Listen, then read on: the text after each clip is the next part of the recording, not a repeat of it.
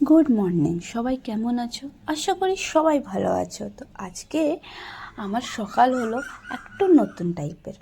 যেহেতু আজকে বাপের বাড়ি যাচ্ছিলাম, তাই খুশিটাই খুব আলাদা ছিল। তাই সকাল সকাল ভালো করে রেডি টেডি হয়ে বেরিয়ে যাচ্ছিলাম নিজের বাবা বাড়ির উদ্দেশ্যে। এবারে যেহেতু অনেক দিন পর যাচ্ছি, প্রায় 1.5 মাস পরেই যাচ্ছি, বলে না বাপের বাড়ি একদিনও না গেলে তখনও লাগে কতদিন হয়ে গেল যাইনি। তাহলে এরকম তো লাগতেই থাকে। তাই বেরিয়ে যাচ্ছিলাম, আর আমি বেরাই প্রায় সকাল 5টার সময়। আমার যেহেতু একটু দূরে বাস আছে, বাসে বসে ট্রেন বসে আমার খুব অসুবিধা, অনেকটাই দূর। তাই আসা যাওয়া না খুব কষ্ট হয়। আর কষ্ট বলতে কি বলুন তো, কষ্ট বলতে শুধু জার্নিটা না, আমাকে বাস জার্নিটা বিরাট কষ্ট হয়। ট্রেন হলে কোনো অসুবিধা থাকে না, যেহেতু ট্রেন আছে, আরামে ট্রেনে যেতে পারি। ছোটোবেলার থেকে কোনো দিন আমাকে বাস পছন্দ ছিল না। আমি সবসময় পিসিদেরকে বলতাম, পিসিরা পিসি তুমি যখনই আমাকে ডাকবে তুমি আমার জন্যে একটা রিক্সা ডেকে নেবে, আমি রিক্সায় বসে যাব। কিন্তু হাসতো, কিন্তু কিছু করার নেই, তখন ছোট ছিলাম। তাই কথা বলতে বলতে আমি প্রায় স্টেশনে সামনে এসে গেছি। আজকে ওয়েদারটা দেখেছিলেন? সকাল সকাল কি অপূর্ব সুন্দর দেখতে লাগছিল। কিন্তু এখানে তাল বসে আছে, আমার মাকে তালটা অনেক পছন্দ। তখনই ভাবলাম নিব, কিন্তু আমার ট্রেনের এত টাইম হয়ে যাচ্ছিল কি আমি বললাম না থাক, আমি গিয়ে ওখানেই দেখে নিব। তখনই আমি ট্রেনের টিকিট আমার বরমশাই কাটলো, কেটে আমরা দুজন বেরানোর উদ্দেশ্যে বেরিয়ে গেলাম। এবারে যাওয়ার পরে যেহেতু আমি একলাই যাব, আমার বর কাজে যাবে, তাই উনি আমাকে বলল কি তোমাকে আমি ট্রেনে বস করিয়ে আর আমি বেরিয়ে যাব ওখান থেকে। তা আমি বললাম ঠিক আছে, তুমি আমাকে ট্রেনে বস করিয়ে দিবে।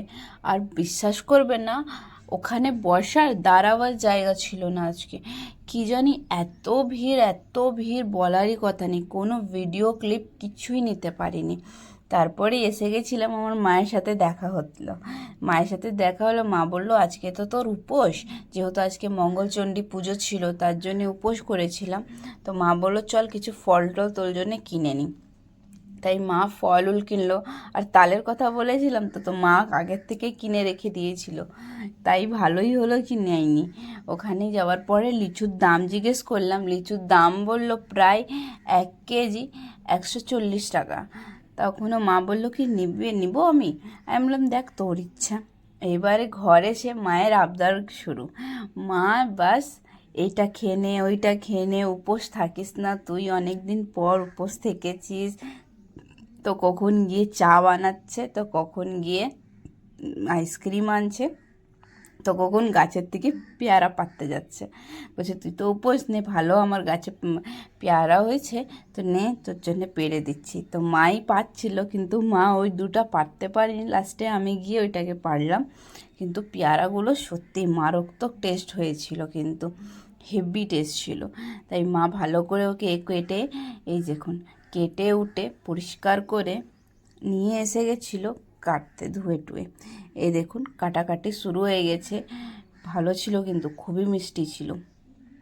তার জন্যে ওকে কেটে ভালো করে ওকে হালকা করে একটু লঙ্কা গুঁড়া দিয়ে দিলাম। আর কিছু তো করার নেই, যেহেতু নুনের একটু জ্বালা, ও তো সেঁধা নুন আমার এখানে চলে আমার মায়ের বাড়িতে, তাই মা সেঁধা নুন দিয়েই খাওয়ানো হলো। তারপরে সন্ধ্যাবেলা মা একটু আমার জন্যে উপমা করেছিল, তাই উপমা খেলাম। উপোসের উপমা একে বলা যায়, নিরামিষ। ওটা খেলাম, খেয়ে দিয়ে তারপরে শান্তি করে বসেছিলাম। বসার সাথে মা বলল আমি আচার বানাচ্ছি, আমি তাই একটু দেখতে লাগলাম কি বাহ আচার বানাচ্ছে, একটু দেখি। তাই মা অর্ধেক কাজ করে রেখেছে, প্রায় হলুদ তেল লঙ্কা মিক্স করে রেখেছে, আর বলল কি অর্ধেকটা পরে করব। তারপরে আমরা ঠিক আছে। তাই আজকেরটা এতই।